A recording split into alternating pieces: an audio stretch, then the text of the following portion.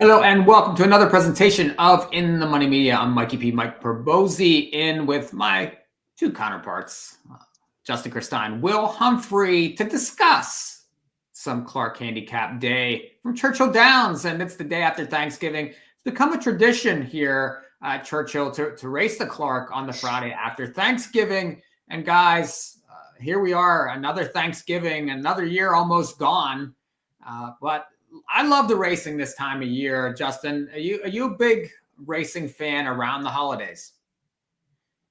Yeah, I'm a big racing fan every day, Mike. I can, as long as horses are running in a circle, I can find some PPs to dig into. And Del Mar's turf racing this time of year, that turf festival coming up maybe it's next weekend, is great. And then I've gotten into Turfway recently too, in the start of fairgrounds and this traditionally the Clark Day at Churchill. There's a lot to be thankful for, Mike. Indeed. And Will, racing, I know you're down in Gulfstream, actually in Florida at Palm Meadows, I think. But they start their championship meet early this year. It's on Thanksgiving, and actually the Del Mar turf races, I believe, are this weekend because they closing day is December the 1st. So lots of good racing, Will, this time of year. Absolutely, yeah. It's like you say, I'm enjoying the 87-degree weather down here, and back home in England, we don't actually celebrate Thanksgiving. So this week always sort of sneaks up on me unexpectedly. I just get bombarded with a nice surprise of graded stake action all week. So I'm here for it, absolutely. Well, we got Thanksgiving football games and lots of good racing available. So on a Black Friday, Friday, November the 29th, we have Clark Day from Churchill Downs. We're going to look at late pick 5 for Churchill. Now, this broadcast is brought to you by the Kentucky Thoroughbred Development Fund. So they so graciously are interested in our content, and they do sponsor this broadcast. So I want to bring my two favorite guys in here to look at this late pick 5 here at Churchill on Friday. And we start in race number 8. It's a 16-2 life claimer here, going a mile and a 16th. Justin, I thought that this race was probably the most difficult of the sequence. What say you? Not me. No. I think you can get out of here with the bookends. Okay. I think the 1 is a likely winner with a great post. We'll get a great trip. That last race, he was sandwiched at the start. He was 4 wide on the second turn, and was 2.5 clear of third place. So I think the 1, Patrick O'Brien, makes a ton of sense. And then I like the 10 also. Now I think, correct me if I'm wrong, guys, but I think the 5 is going to scratch. It seemed like the 5 ran yesterday at Mountaineer, maybe. That's what it looks like on the Timeform US PPs. Sorry, not at Mountaineer, at Mahoney Valley. No, it's Mountaineer. Okay. Yeah. And if that's the case, then I think that the 10 is on a loose lead, fresh for a barn that's going really well. Second off the claim, and I love that last race. They dropped this horse in for 10, and the horse romped. I don't see any reason why this horse can't repeat. In addition to this horse romping, he ran through red-coated fractions on Timeform too. So the pace was fast. He kept going. He's fresh. He should be on the lead by himself. And at 6-1, I like that. So I'll take the 1 and 10 as my A's and get out of here with those two. Yeah, I don't know about the 10. I see it because I think this is a really tough race, but to be claimed for 20 and then back for 10 and then back in July and then hasn't been seen since, a few red flags there for these cheap horses. I'm not big on layups anyway, but it's one thing when you're a top level animal and you can come back off the layoff, but these non-2 life ones, they go away for a reason, especially cheaper horses. They need to be racing to be paying bills. Will, I can understand the 1 here. I'm sure you probably found that one. Anybody else? Yeah, I would actually use the 2. I don't like the 5-1 morning line quite so much, but I wouldn't be surprised if that floats up a little bit. I think the reason that this is And I would agree with you, Mikey, that this is probably the toughest race of the sequences because, quite frankly, they're a bad bunch of horses that don't win very often. Now, the two I actually thought ran better than it looked last time. Broke in at the start, was bumped, got put in tight, only sort of like a furlong into the race or so, and was then just on the back foot the whole way, going the 1-turn mile here at Churchill, and came 5 wide into the stretch, but actually stayed on pretty well. And if you watch the gallop out, I mean, this horse is galloping out miles clear of the field. Looks quite a lazy horse as well. I think that the 2 turns will help him. And I also think that with the drop, the £7 off is going to help him. You know, £7 when we're dealing with this quality of animal actually makes quite a lot of difference. And I just think that, you know, if you look back to his races from last year, you know, there's 75 bar in there, a 66 buyer. I think that this horse does have the ability. Looks to me just a little bit backward, but maybe with the weight off, 2 turns, slightly slower pace, he might just, you know, and against a lesser field, he might, you know, be able to just spring a surprise in here. So I would lean on the 1 and 2.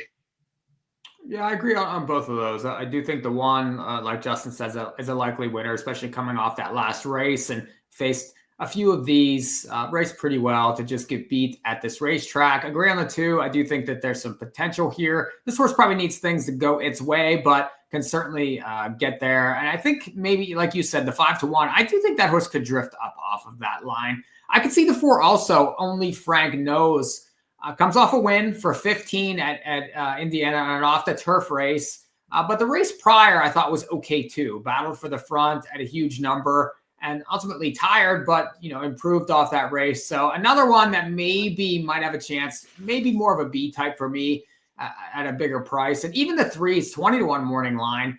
You know, this horse has a couple, you know, state bred allowance type races, has some back lines, some back numbers to look at, and then was put away for a little while, came back maybe with a little bit of a prep and a 6 furlong race and raced okay. I don't mind Gabe Saez. I think that he's okay as far as, you know, a rider here, but in a wide open race, I do think that this horse is usable. Justin, you say you think maybe this horse rates a shot too?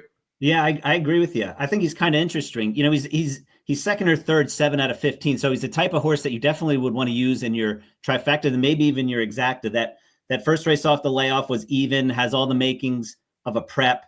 And now they stretched this horse back out after a pretty good turf effort at this level. So I could see this horse running well and getting in the number at a nice price. He'll be every bit of 20-1, I would think.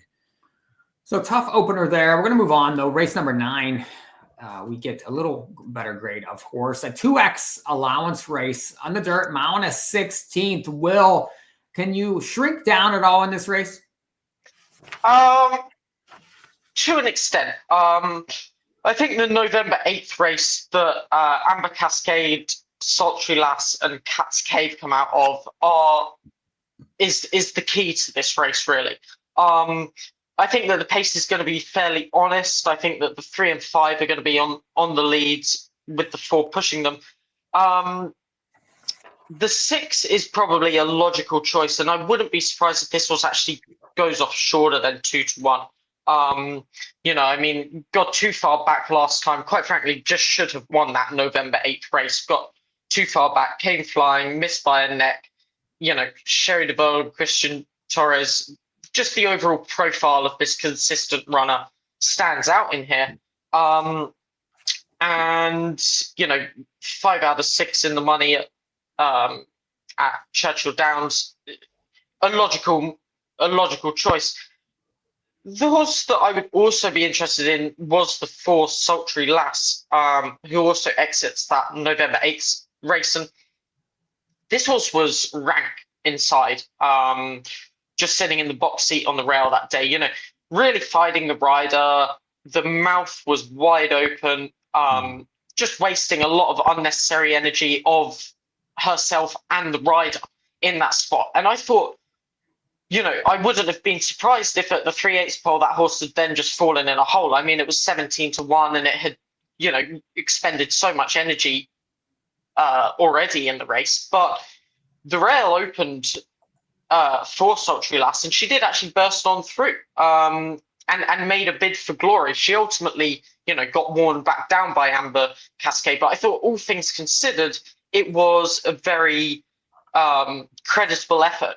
And I like the fact that the blinkers now come off, because I expect that will enable her to settle much, much better. Blinkers set horses alight. And if she can just conserve some of that energy early, she was only beaten a length and a half in that start. And if she's able to just settle a little bit more with the, cut back to a mile and 16th, she has some of the form in here to be winning this race. And I think that she is definitely worthy of consideration on the ticket. So I'm interested to hear what you guys have to say in here, but I didn't really see anything else that floated my boat too much other than the 4 and the 6. I like the 6. I do think Amber Cascade, especially off her last 2, is a fairly likely winner in this race. I could see the 5 though, Cat's Cave. I do think that that's another one that's been racing at the level, could end up in front in this race, has a win over the track. Maybe last time just went a little bit too quick and stopped at Mount and 8th. Well, I think the Mount and 16th should suit a little better. Justin, where are you at here? I thought these horses were hard to separate. I don't want the 1 and the 2. I think the 1 is not fast enough. I think the 2 going to a low profile, low percentage barn off of Linda Rice, I don't want. I think the 3 Regan's Flame has to be respected as the lone speed. I think this horse will be in the on the front end. For all the reasons that Will stated, I got to use Sultry Lass. I think that last race needs to be tossed because of all the early energy expenditure.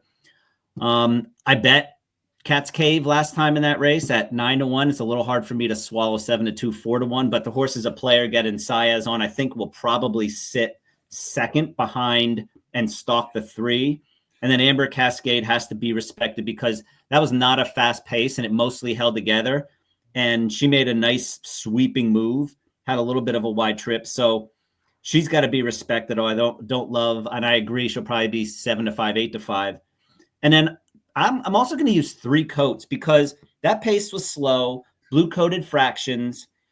That number that the horse got in that race fits with these. And that was a non-winners of 4, if I remember correctly. No, non-winners of 3 or have not won a race in 2024. So that was, I know it was a state-bred affair at Indiana, but that was not a soft race. I think this horse fits as well. So my lean would be to the 5 as my top pick, but I'll use the 3, 4, 5, 6, and 7 all pretty much equally. Yeah, it's a pretty big spread there, but it is a tough race, and I do think that it could go a lot of different directions. Well, what's your take on them taking the 4 off, the blinkers off the 4? Is that something that maybe they're trying to take a little speed out of her, or just get a different sort of trip, a sort of ride here? What's your thoughts there? I would envisage that it's they'll probably try to apply the same tactics, that sort of stalking trip. But I think it's purely just to try and get this horse to settle better because, as I say, in that last start, this filly had her gob wide open. I mean, she was just running through the bridle. The jockey was actually had a really tough time trying to control her around that first bend. And it's incredible how much fighting a horse like that actually takes out of them, when the rider is fighting them. And for the rider themselves, it's exhausting. And for her to run so well, I reckon they're just thinking that take the blinkers off, help her to relax, because it's a bit like, they're flight animals. If they can hear all this noise behind them but can't see what it is, they want to run away from it. That's the whole idea of blinkers. And, that's why you see it a lot in dirt races where they're trying to go hard from the start. But in turf races, you don't see blinkers so often because they're running the opposite style in the way that you want the horse to settle early and then punch on through late. And so, yeah, I think that the blinkers off angle is simply to help this horse relax. But I reckon that she has enough natural early speed that she can still apply those same sort of stalk and pounce tactics. That will be interesting to see what it does. She's basically had blinkers every start so far in her career. Has had Jamie Torres on for the majority of her starts. So new jockey, no blinkers, 0 for 7 at the racetrack. But we'll see. I mean, lots of different angles in that race, and probably is going to end up being a trip type race. Let's go to race 10 and graded stakes here. Grade 2, Mrs. Revere Stakes. Mount a 16th. Another really nice race here. I landed on the 7, Manushka.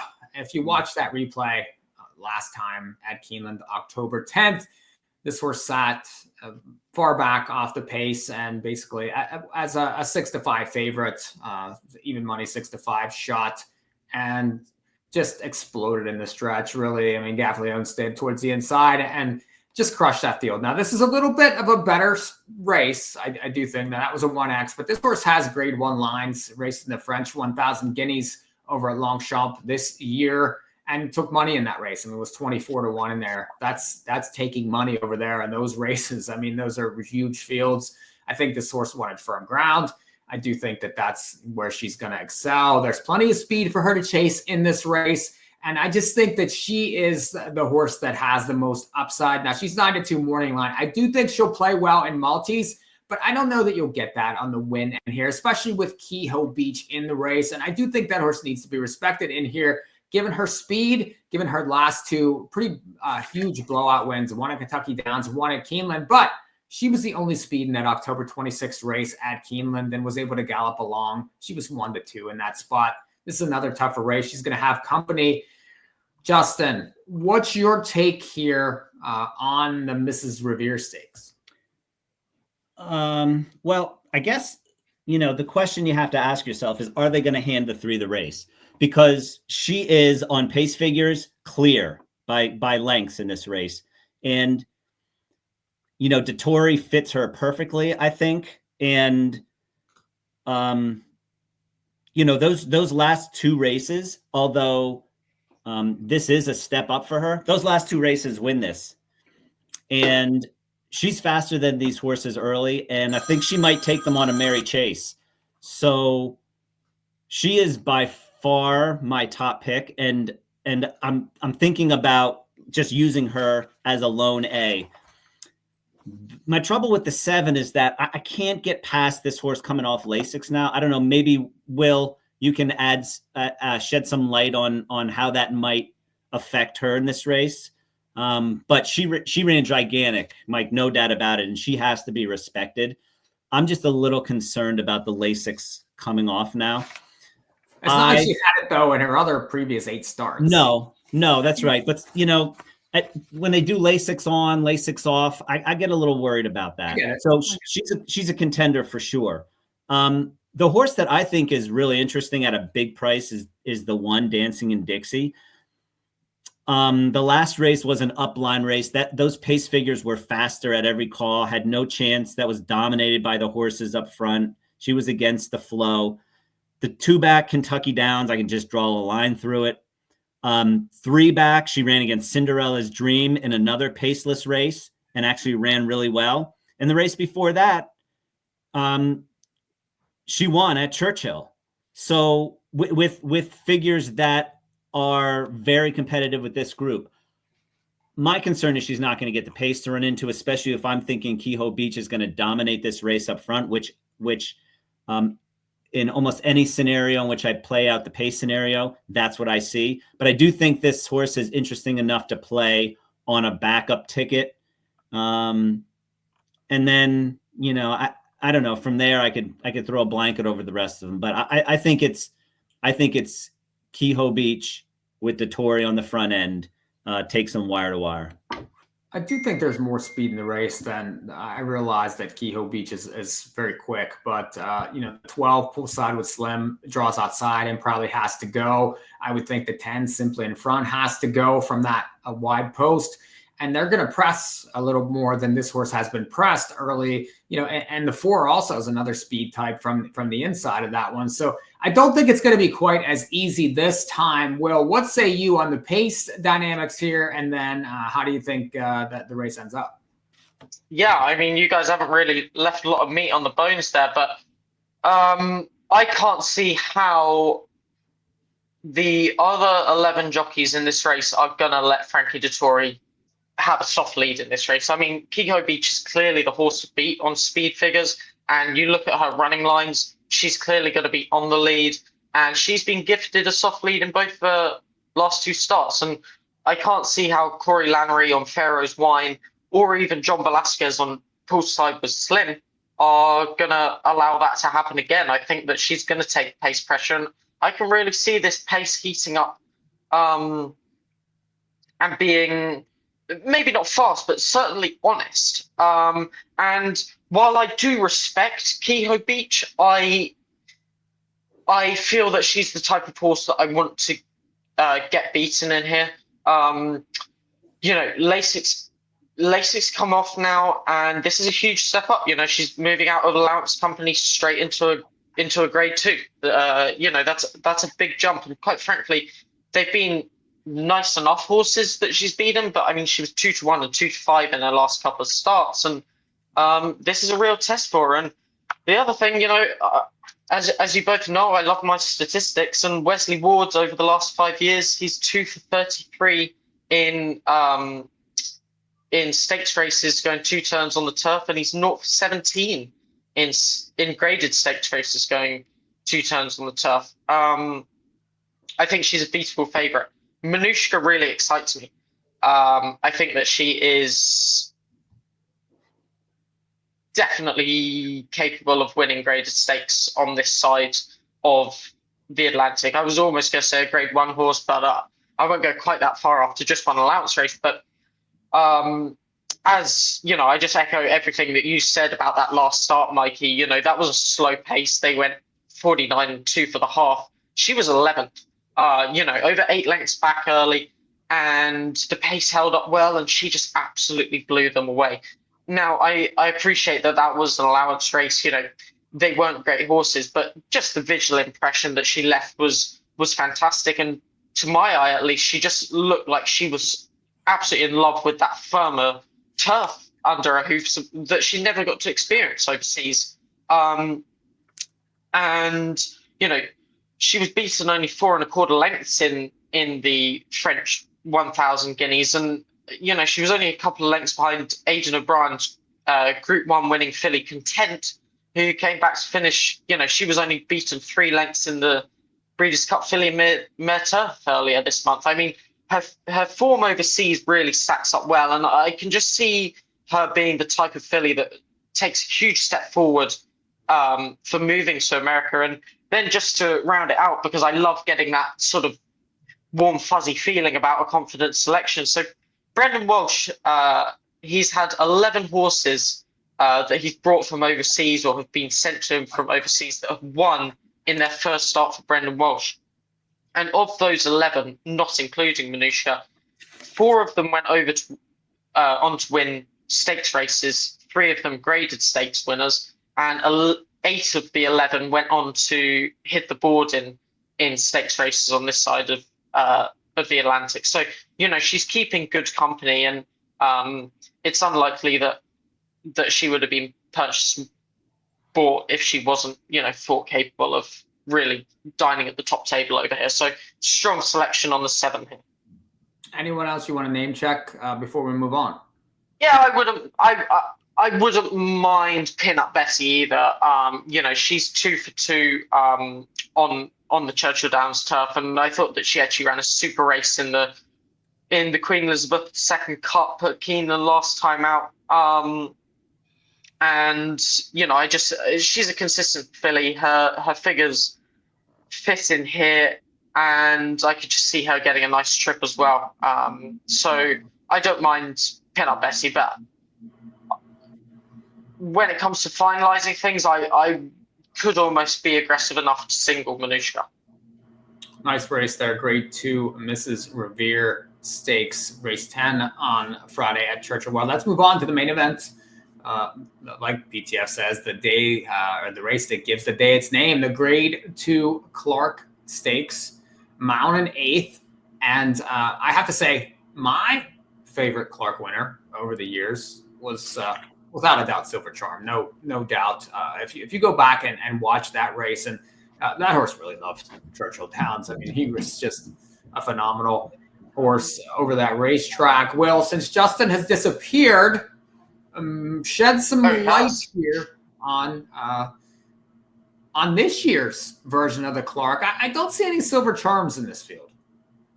No Silver Charms, but it is a really competitive race. I mean, I spent a long time going over this race, and I think we'll start with the pace setup in here, because I think that this is in a similar style to the previous race. They could really get cooking on the front end here. You see Pribozie has drawn the rail, which would naturally force that runner to go, and he applied those front-running tactics for the first time last time, and at 28-1 was just touched off by Hit Show in the Fayette, and now gets blinkers on. I mean, there's absolutely no doubt that Frankie Dettori is going to do anything but send this horse out of there. And then you sort of look at Cook Creek towards the outside in the 9-hole and think that, he's naturally a front-running type. So I wouldn't be surprised if these two really hook up on the front end here. And two horses that really get my attention in here.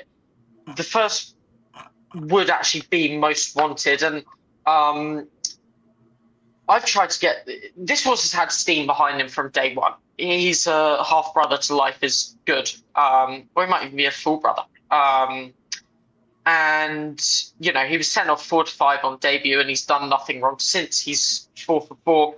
And I've tried to get this horse beat 3 times in a row now since his debut, and every time he's proved me wrong. I thought that he wasn't going to get the, distance a couple of times or with the pace scenarios that were going to unfold. And every time he just turns into the top of the stretch, and I thought that he's done, and he just keeps grinding it out and, and just somehow manages to win, and he just keeps getting the job done and getting better with every start. And for fear of not wanting to get beat by him again, he's only got 4 starts beneath him, and we might not have even touched the surface of how good he is quite yet. And then, the major obvious factor is that Florent Giroux gets off of the morning live favourite Hit Show to ride this horse Most Wanted. I don't think that he does particularly need the lead. If you look back to that maiden here at Churchill over 7 furlongs, he was perfectly happy to come from off the pace that day. If they do get cooking on the front end, I can see him just stalking, and I think that he's a logical one to use. Rattle and Roll also really interests me in here. I thought that he ran well in the Lucas Classic off of a 364-day layoff in his last start, especially as he's never done particularly well on sloppy tracks. That race was on a sloppy track, and he actually earned his highest Timeform US speed figure in that start. McPeak beforehand was saying that, if he won that race, they would take him to the Breeders' Cup Classic. So they clearly think that he retains his ability of old, and he's been given plenty of time to get over that race. Over 2 months now. He fired a bullet recently, going in 59-4 leading into this race, and I just think that he's going to get a great setup. Hit Show I could use, but I just feel it's very hard for horses when they're not dominant. It's very hard for them to reel off 4 straight graded stakes races, and the fact that Giroux jumps off, that does raise concern for me, especially if he's going to be a short price.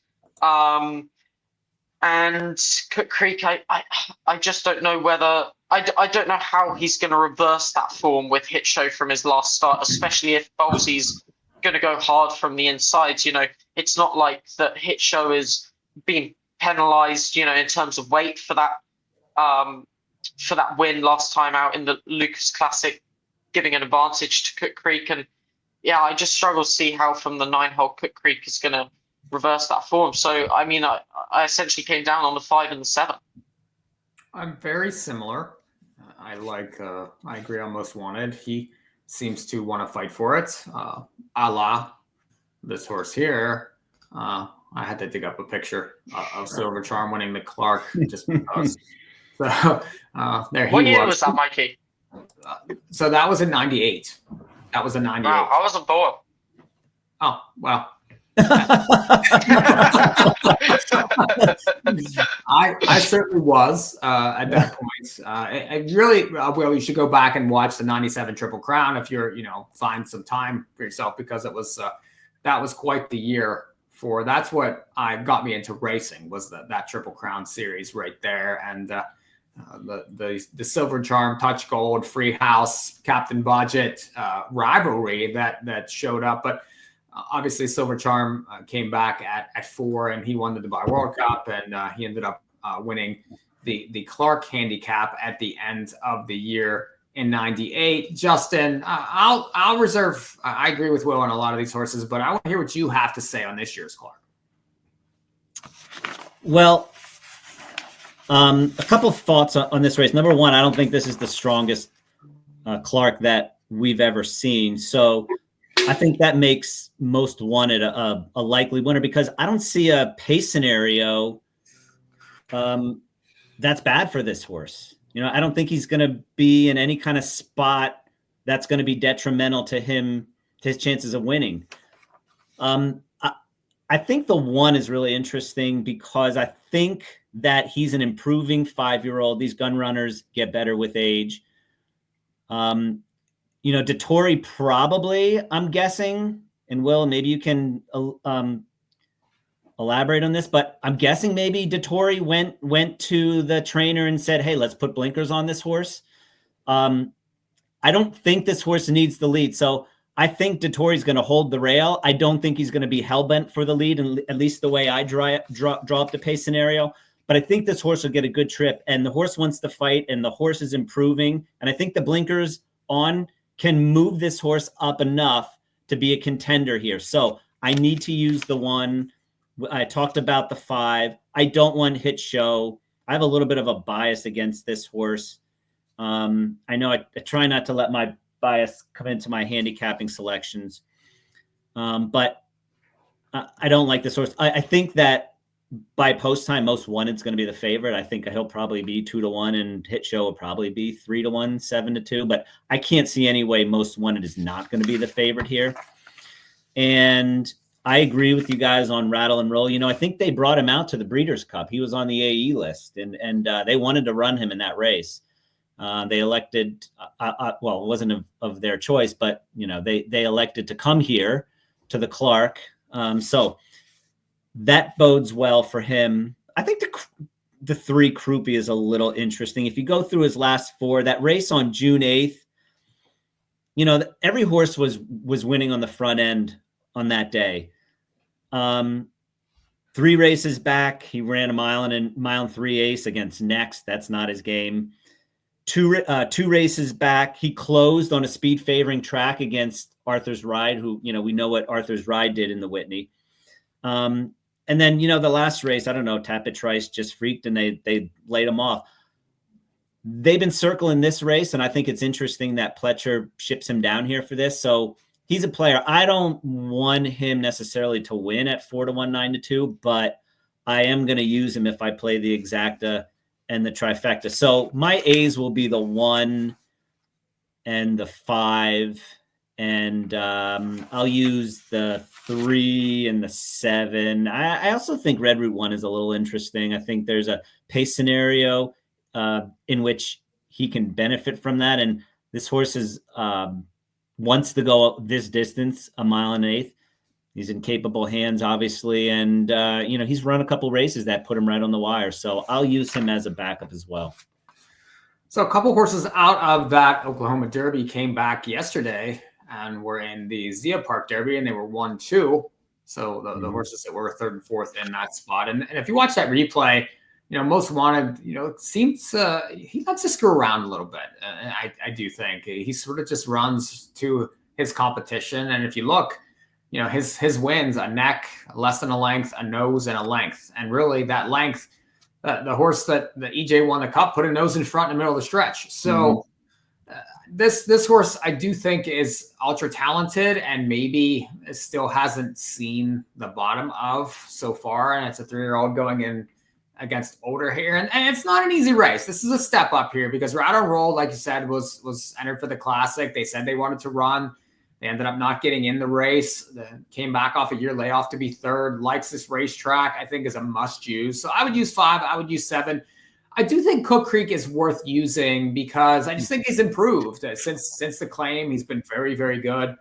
Just got picked off by Hit Show in the Lucas Classic. That was a sloppy track. I think that this horse could have the outside stalking type speed trip and get the jump on the closers and maybe just forget to get caught this time. And there's a lot of plotting type closers in here. Red Route 1 stays way back. I mean, Crouppy is another one that's going to be pretty far off of it. There's going to be a big divide, I think, in this race here, and it could be strung out a little bit. I'd be curious to see if some of these closers can get involved. So I do think the Most Wanted is a definite use, Ride on Roll a definite use, and then Cook Creek a use in case he gets that right speed trip versus these horses and Maker, has him ready to roll. That would be the 3 I use. I understand your cases on some of the others, Justin, but I just think that you have to kind of take a stand somewhere. Those are the scenarios that I'm interested in there. I agree. He's I guess we should point out, maybe you guys can help me out on this. Most Wanted, I think he's a half or a full to Life is Good. I don't have Formulator in front of me, but I think I know he's a sib to Life is Good. I can't remember if he's a half or a full. And the fact that he's running against olders now, at the end of November doesn't bother me at all. So that question at this point is out the door as well. Yeah. So he's a half. Yeah, and I actually, as you guys know, I do the In the Money eye catches, and I wrote about this horse early, actually after he broke his maiden, and I did some digging into the pedigree of this horse, and on the downside of the pedigree, Life is Good was the first horse in 4 generations of that female family to break its maiden on debut. I mean, the mare side of the pedigree, all those runners really got better with age. Age and time, they just got better and better and better. Life is Good was a bit of an outlier, but it's no surprise to see this horse, stepping up so drastically towards the end of his 3-year-old year. And if they keep him in training next year, I mean, if he follows the same trend as his family have done, he could be really very, very, very good as a 4-year-old. Yeah. Let's finish up race 12 to finish these multis, pick 4, pick 5 for Friday at Churchill. Restricted made special weights, one of these races where horses have to be sold or RNA for $50,000 or less. So you don't get the big time purchases in this race. Not an easy race for me. I do think that the 4 out of the Rick Dutrow barn, who is as hot as anything right now. It's Aiken Mazar, 3-1 morning line, probably the most likely winner. I could see others to use, though. The 2 Step is an interesting one. Comes out of an open main special at Keeneland. Finished 5th in there, but Ian Wilkes not exactly known for first-time starters. I think that one could be used. And then the 8 and the 9 are sort of B types for me. Bermuda Blitz, 7-2 morning line. It's Cassie. Has a couple maiden special weight lines where the horse has been bet and has finished 3rd, finished 4th in those 2 spots. But again, has raced well in there. They've been quick paces. This one probably gets the front in here. And then the 9 Stay Frosty, raced at a 150,000 maiden claim rate Keeneland. Took a little money in there, was sub 13 to 1. The horse finished 3rd in there, came back to win. I think it's a spread for me. Will, how are we going to get paid here? Yeah, I've got written scramble, open to any new ideas. This is a tough race. I like and agree with everything you said about the 2. I thought that horse actually ran really well in that open maiden special weight at Keeneland. Traveled well early, and stayed on, past beaten horses admittedly, but stayed on well enough, to finish 5th out of 11 that day. This is an easier spot. As you say, Ian Wilkes' runners tend to improve for their first start on the race course, and so I would definitely use the 2. And the 8 also interested me a lot. I was listening to a British racing podcast the other day, and someone used a great line about a jockey. The alarm was going off and he kept hitting snooze. And I hope that that's exactly what Ricardo Santana does on this horse, because I just felt that Francisco Arrieta got a little bit too aggressive. They went sub 22 in that race last time, where the 4 Akin Musire, I think is how you say it. Rick Dutchow's horse got the better of the 8, but the 8 Bermuda Blitz did by far the best of the 40 place horses. Was on the lead at the second point of call. Horse sitting 2nd or 3rd at that same time in the race, finished 9th and 11th. And I just think that if this horse can establish a forward position and they don't go quite so fast, or the jockey just isn't quite so aggressive this time, I think that horse has every chance of winning. Also loving these Vacomas in 2-year-old maiden special weights this year. So mainly the 2 and the 8 for me. We will see if Ricardo Santana shows up on this horse, given his recent legal troubles. Very true. And finish us up here. So I'm going to make it very simple. I'm going to be lone A to the 8 Bermuda Blitz. That last race was really good. He was the 3rd horse in a 4-horse stacked on the backside. And then it's not in the comment line, but he sort of got squeezed and had to take back a little bit, lost some momentum, and then made this big, strong run to blow by the pace setters. And he got run down late. And I think that little incident there cost him. He's got a great post. He can stalk the pace. There should be some heat up front from the 7 and the 1. I think he's a lone A and a very likely winner. I don't expect 7-2. I expect probably 2-1, but I think he's a very likely winner. The only other one I would consider, I don't like the 4. I don't like that he doesn't have any speed. I don't like that he just costs $5,000. I'm against him. The only other one that I would use is the 2-step, because this horse got an education in that race, made a middle move on the inside, was a little green in the stretch, took some dirt, didn't switch leads. But, this horse can definitely come on from that race and got a solid number first out. And then I watched this horse's latest workout. The only concern is that, I don't know, Will, tell me what you think about this. Even in this horse's, it wasn't the November 23rd work. It was the November 16th work that I watched. The horse still didn't switch leads. Is that a concern for you, Will, after one race, 2 works out from a second start, that the horse didn't switch leads in its work? Yeah, it would be to an extent. I didn't watch that work, so I'd be interested going back and seeing whether the rider was asking for the lead change specifically. Sometimes these young 2-year-olds just need help, need a little bit of a reminder. I felt that when this horse jumped back onto his left lead on debut, it was simply the case that the horse was tired. He needed that fresh lead. But no, that would be a slight concern, because if the horse is in the habit of remaining on its left lead and isn't being taught properly to do so in the morning, that can cost horses the race for sure. See a lot of horses get beaten simply because they stay on their left lead. So I'm glad that you brought that point up. I'll be interested to go and watch that work and see for myself. But no, that would be a concern.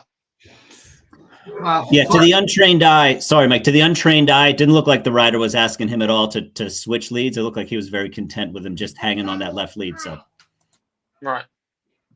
Well, Clark Day 2024 Friday, Churchill Downs. Kentucky Derby Future Wager also opens here on Thursday, and we have 40 betting interests. for this. You have the fillies. You can bet all the fillies if you want to. That's one of the wagering interests. And then you have the all other colts, in addition to 38 individual horses that are well known. Citizen Bull, winner of the Breeders' Cup Juvenile.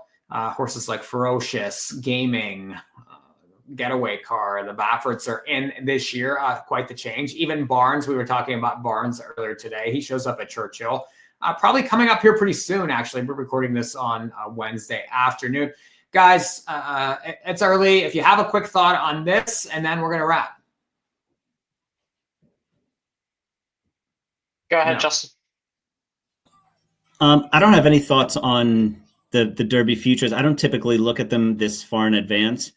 But I will tell you that I'm going to be against Barnes today because he's going to be a short price, and there are some others that are really interesting to me in that race. So, and it's the start of the pick four, so you get to watch the board. Obviously, he's going to take money, but I'm against this horse today, and I'll be spreading around trying to beat this horse and connect a few singles on some of the later races. So there's that little bonus. But no, I don't have any thoughts on the 2-year-old, the futures, the Derby futures.